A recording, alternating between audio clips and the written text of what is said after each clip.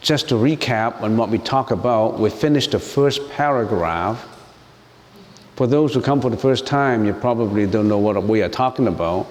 We are talking on a sutra written about a Buddha, Amitabha Buddha. We've been listening to a lot of people chanting the name Amitabha, or in Chinese, Namo Amitabha, Amitabha. Why do we have to chant a Buddha name? What's the significance of it? Why do we have to chant at all? We can just meditate. Why is there chanting meditation? Where does the chanting words come from? What is a mantra? All these you need to clear up in your mind. You see, the Buddhist teaching is not blind faith. It's not just believing in a Buddha and I'm safe. No. A Buddha is the teacher who told you the right way to go. You have to walk the way yourself. If you don't walk the way, you can't get to your destination. But the most important is you're going to have the map to guide you to go to that way. So we need to study sutras to increase wisdom.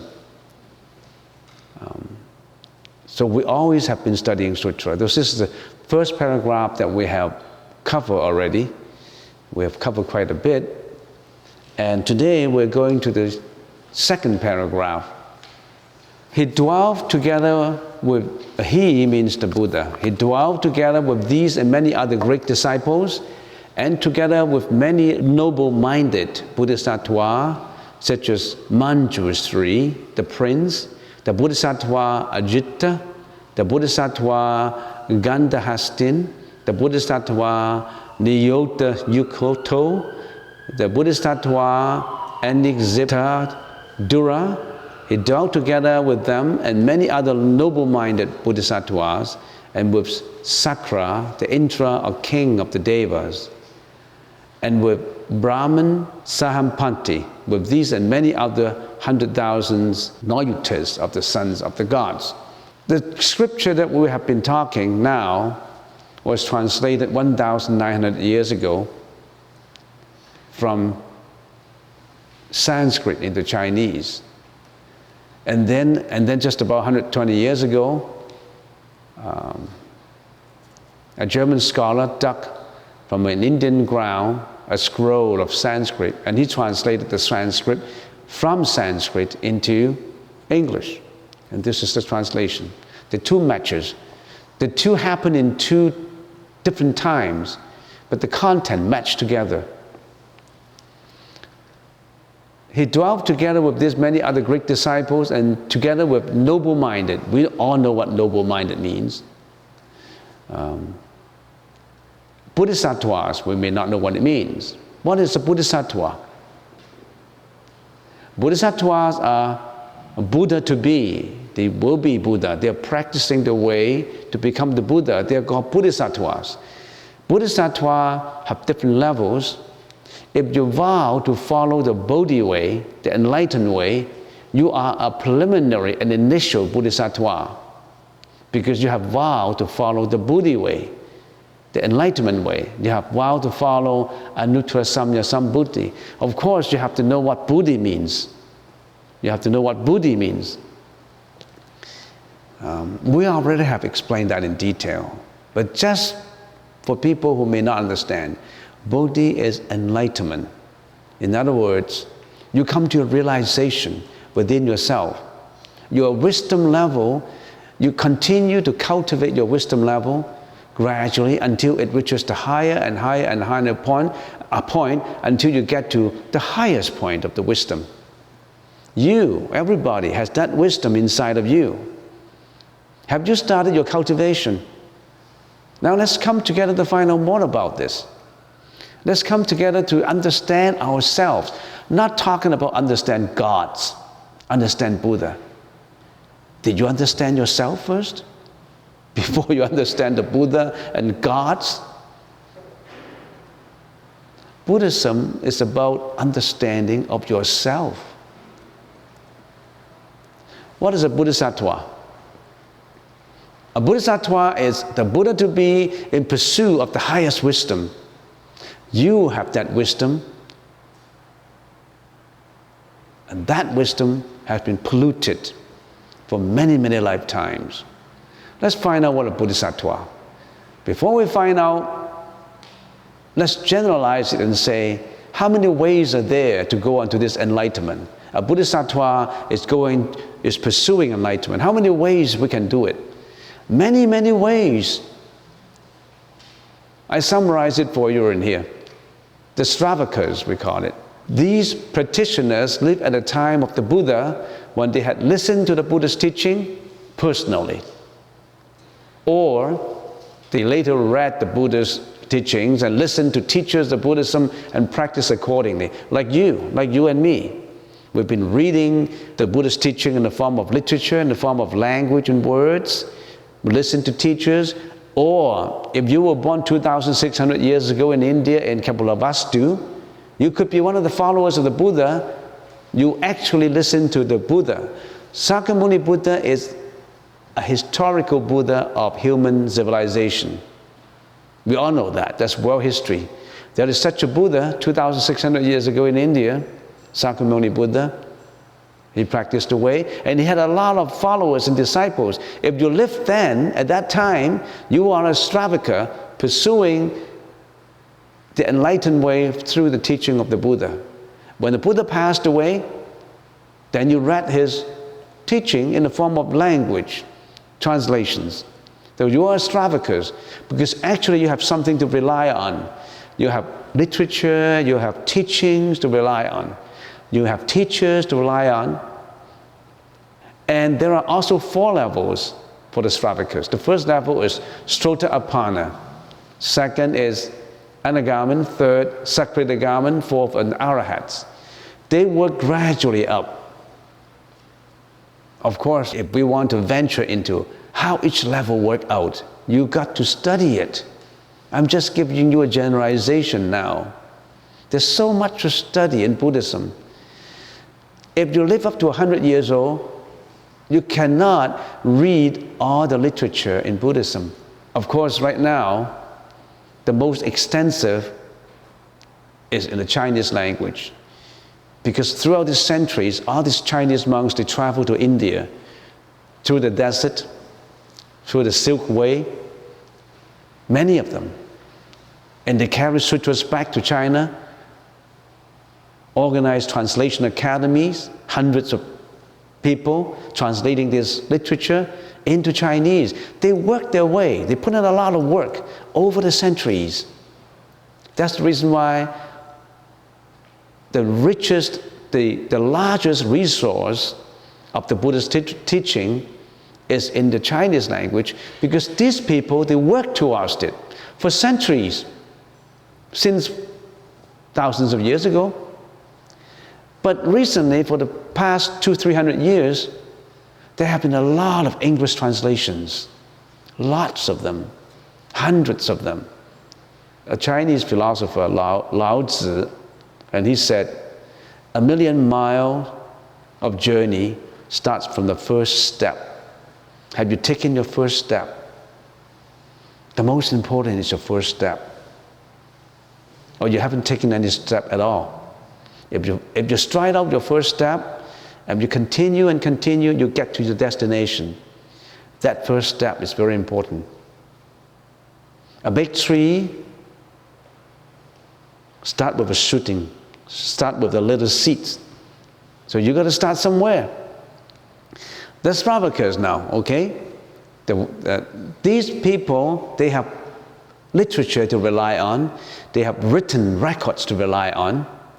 And there are also others, the second kind of practitioners, the Pratyakas, those who lived at a time when there was no Buddha and no Buddhist teaching. These practitioners attained self-enlightenment through contemplation of the 12 dependent links of origination. We already have taught it, Paticca Samuppada, you already have known it. We live in a time now where there's no Buddha. The Buddha passed away 2,600 years ago, but we still have the Buddhist teaching in words, in language. We're the lucky ones. There are other times when there's actually no Buddhist teaching at all. the 12 links of dependent origination, about the origin of life. People usually ask, where did we come from? How come we born to this world? Why do we have to go through all that we have experienced? What's the point of all these things? Why is there a link of life and death? Why is there no samsara? We studied that in Paticca Samuppada. If you missed it, get into internet. Find out the 12 dependent links of origination to study the origin of life, how life evolved from life after life, one after another. We don't just live in this lifetime, you know. The time dimension the Buddha brought to us is not about just one lifetime. It's not just about today.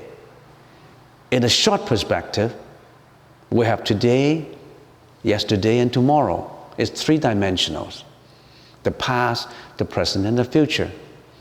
But you're considering that just within your own lifetime. The Buddha extended this one lifetime to many lifetimes, and he said, you got a life not only of this life, you got a previous lives too. Many previous lives.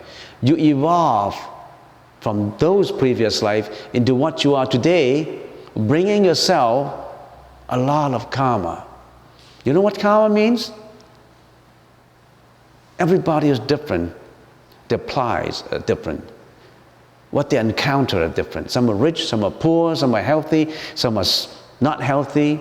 Some have good families, some have broken families, some got divorced, some got good husbands and wives, some got good children, filial pieties, and some got miserable lives. Why? Why are all these differences? Because our karma are different. What you have done in your past are different. You were very generous in your past life. And that cultivation of cause may be the main reason for you being very, very rich in this life. Because you have cultivated, you have sowed all these seeds of being rich. So your richness did not come without any reason. There's cause and effect, when we call it causality.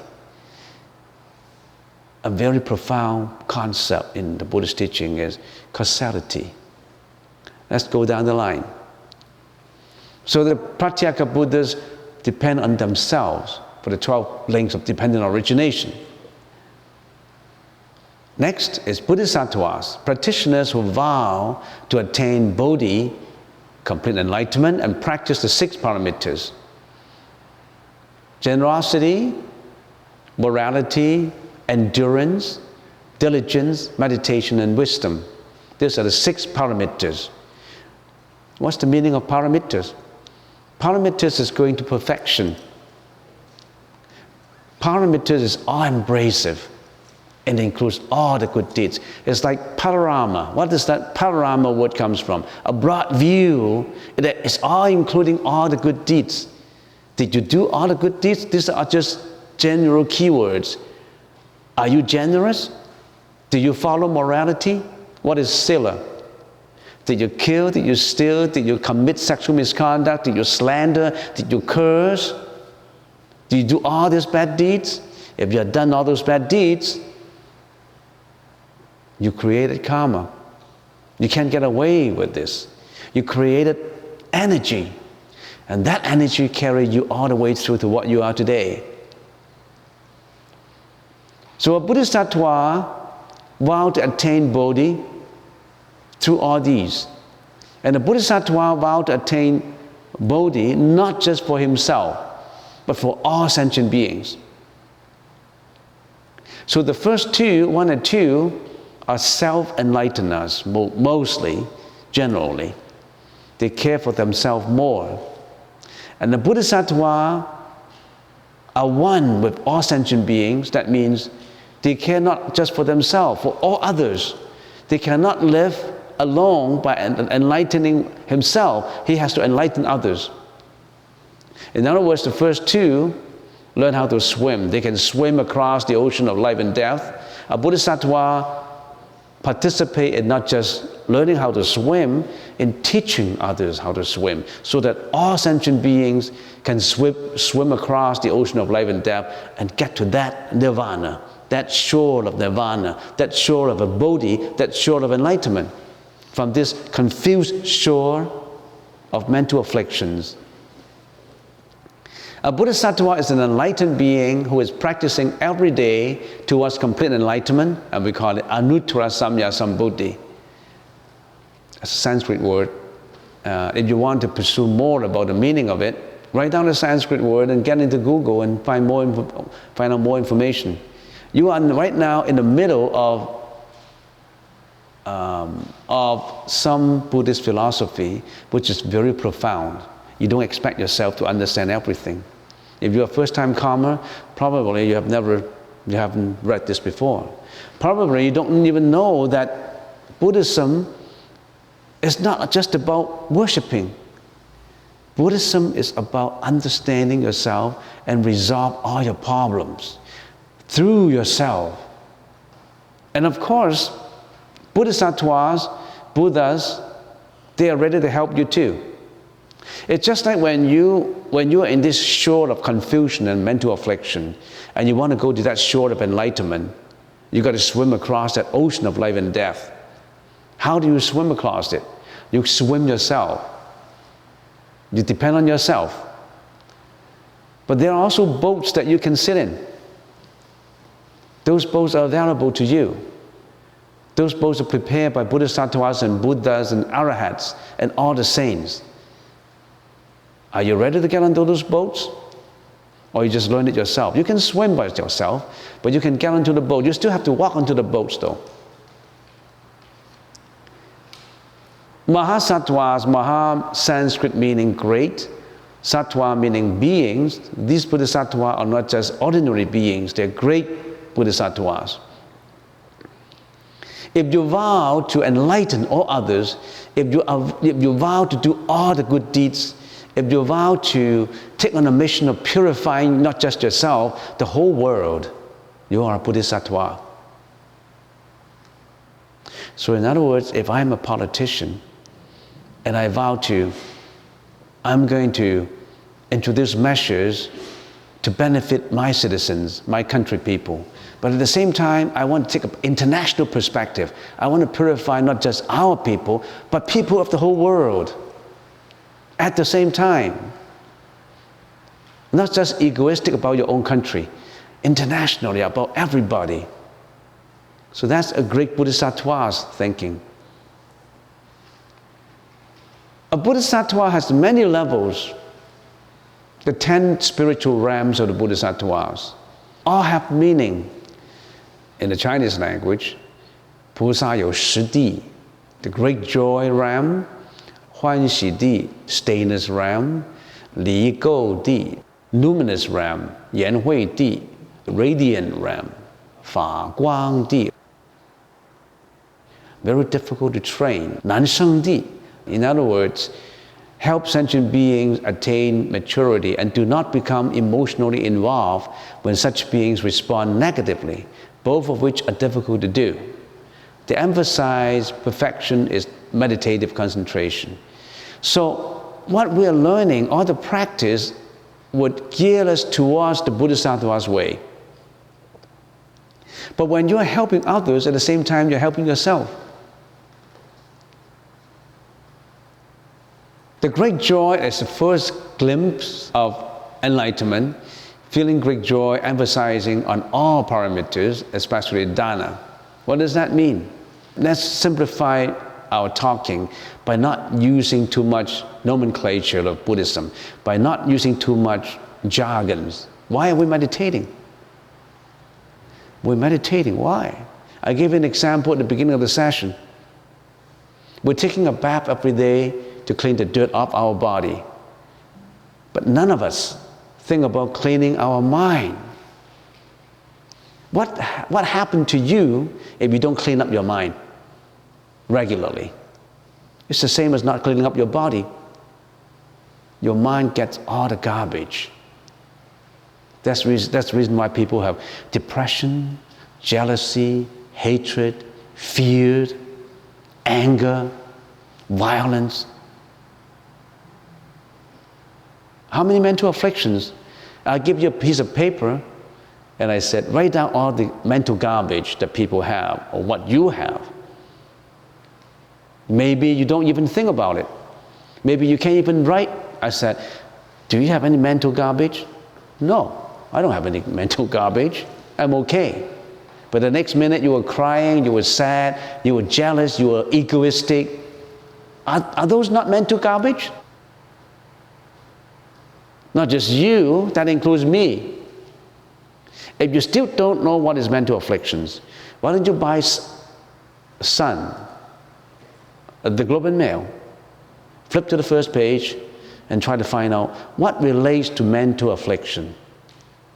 International wars, even natural disasters, earthquake, genocide, killing, raping, stealing. You can write a lot. Get a piece of paper and start from the first page. Try to find out what relates to mental afflictions, what relates to mental garbage, what comes out because of mental garbage. And you have a very long list. Do we need to clean them? Nobody thought about it. They say, you clean up your garbage, you better be nice to me. I feel unhappy because of you. I feel angry because you make me angry. Did you ever blame yourself?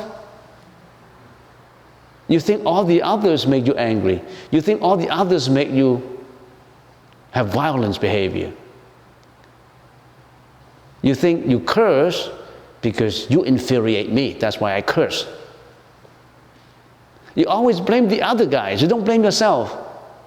Because you don't see, you don't reflect on yourself. You don't contemplate on your mind. You always blame the others. You always blame your family members. You always blame your dad for not giving you the education, your mom for not looking after you. You always blame your boyfriend for not treating you nicely, or your girlfriend for getting away from you. Have you ever looked at yourself?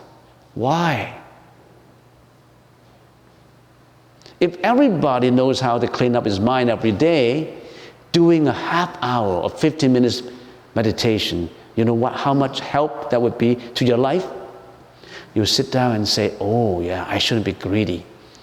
I shouldn't be egoistic. But you need a basis to work on. You don't even know what is egoism. So you need a morality foundation to work on. You need to know what is wrong and what is right. There's so much to learn in Buddhism. Just morality. Buddhism has 3 columns to support a foundation. Morality, meditation, and wisdom. You got to know in your everyday life what you should do and what you should not do. It's extremely important that you know what you should not do. You should not kill, you should not steal, for example. You should not commit sexual misconduct. You should not slander. You should not use immoral language. You should not be double-tonguing. There's a lot of things we should not do, but we have been doing them. Generally, all these things that you have done fall into 3 categories: greediness, hatred, and ignorance. That covers almost all. But if you are an inquisitive listener, you will say, no, what you're saying is not right. I've been doing good things too. I've been courteous, I've been helpful. Yes, you have been. Whatever good things you have done, you got good karma. Whatever bad things you have done, you got bad karma. How many good karma you have accumulated? And how many bad ones? I can tell you, maybe more bad than good. Okay, another 5 levels. Obviously, transcendent level, 先前地. Gone afar level, 远行地. Immovable realm, 不动地. Good discriminating wisdom, 三位地. So if you've gone to the obviously transcendent realm, but depending on the perfection of wisdom, the Bodhisattva does not abide in either samsara or nirvana. The emphasized perfection is wisdom or prajna. This is not easy for beginners. When you're up to the 8th realm, the immovable realm, that's the turning point. You don't need to work with efforts. You work spontaneously. In other words, when you meditate for a long time, your mind is geared towards this purification that you don't need efforts to work at it. You just continuously work at it without applying efforts at all. This is getting more and more profound, but for the time being, just know that the Bodhisattvas have different levels of study, different level of practice. But all this practice includes 3 broad categories: the practice of morality, the practice of meditation, and the practice of elevation of wisdom. We call it samadhi and vipassana. Let's get on, Bodhisattvas. Now let's get on to the book. The book said that when Buddha started to talk about the sutra, talk about Amitabha, there's so many Bodhisattvas in the assembly. Like you are in the assembly, yeah, you are in our congregation now. But when Buddha was talking on the history, the significance of Amitabha Buddha, a lot of Bodhisattvas participated, a lot of arahats participated, a lot of disciples, his disciples participated. And one of the many Bodhisattvas is Manjushri Bodhisattva. Manjushri meaning gentle glory. He's a personification of transcendent wisdom. His name appears frequently in various sutras. He was foremost in cultivation of wisdom. He's also called the Prince of the Dharma. So that's the reason why it says Prince of the Dharma. He's called the Prince because the Buddha was the king of the Dharma. So he's the Prince of the Dharma. 4 important Bodhisattvas in Mahayana Buddhism: Manjushri Bodhisattva, Avalokitesvara Bodhisattva, Samantabhadra Bodhisattva, and Siddhagapa Bodhisattva. The 4 important ones. Now if you go to the main gracious hall in this temple, the 4 standing Bodhisattvas, these are the 4. Vanshu Pusa, Manjushri Bodhisattva, Guan Pusa, Avalokitesvara Bodhisattva, Pushyen Pusa, Samantabhadra Bodhisattva, Siddhagapa Bodhisattva, Tijang Pusa. They personify 4 things: wisdom, compassion, practice, and vow. So Manjushri Bodhisattva was present in the congregation when Buddha was talking about Amitabha Buddha. And then Ajita Bodhisattva, Sanskrit for invincible, also known as Maitreya, the compassionate one. Who is Ajita Bodhisattva? When you first walk into the temple, from the garden into the driveway, what do you see? You see a laughing Buddha with a big belly, right? That's Ajita. He appeared in many forms, sometimes in a big belly monk. It's a fat, laughing monk. He's Ajita. He specialized in cultivating compassion, samadhi, compassionate to all beings. He's now in Tushita heaven and will come to this world as the next Buddha after Sakyamuni Buddha. I can only finish 4 slides. I plan to finish more, but I should talk maybe a little bit more about Ajita Bodhisattva. Our historical Buddha is Sakyamuni Buddha, who was born in India 2,600 years ago. Actually, history of human civilization had a record of this Buddha. It's not fake. A Buddha is not a fake person. It's written in history of human beings. In Kapilavastu, 2,600 years ago, his name was Siddhartha Gautama. He was the prince of Kapilavastu in a country in India. He became a monk and he later attained enlightenment, and he promoted his teaching that he found to the whole world, even up to now. Some people will ask, why did Buddha born in India? How come not in North America? How come not in China?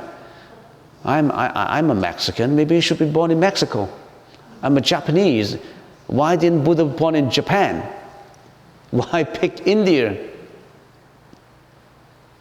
According to some scriptures, at that time, geographically, India was the center of the planes of existence. There's 3 planes of existence, I'll explain it to you. According to the Buddhist cosmology. You know what cosmology? The shape and evolution of the universe. Buddhism study cosmology. Buddhism has a very extensive literature in cosmology. How the world is formed, how the universe evolved. And according to scriptures, India is considered to be the center. So when the Buddha came out, it's natural that came from the center. And then this prince, this person, this saint, he reincarnated into a prince, Siddhartha Gautama, and became the Buddha. But previously, he had been practicing many, many lifetimes. And Ajita Bodhisattva is the next Buddha. Slowly, gradually, Buddhism will die out in this world. I don't know how many years, maybe thousands of years later, there will be none. There will be no Buddhism. Because everything has its arising, maintaining, disintegrating, and disappearing. Our body goes through the same process. We're being born, and we go through adulthood, childhood, adulthood, and then we age, and then we die. The body goes through that cycle. Everything in the universe goes through this cycle. You name me one thing that does not die.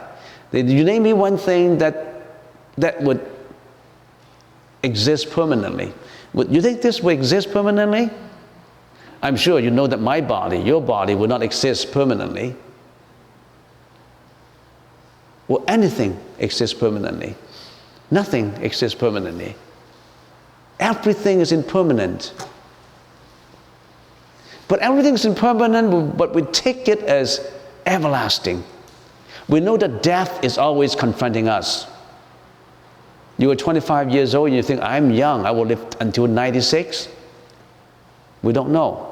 Nobody knows what tomorrow would be. One accident will take you away. Nobody knows. So death is always confronting us. But to everybody, death is so remote. You never think of it. You never think of dying. You think of dying? Nobody thinks of dying. Because it sounds so remote. It is not. It is not. So why don't we start to know, what are we going to do? Yes, we're not. It is not. But how do we get away from all this suffering? Why do we have to reincarnate again?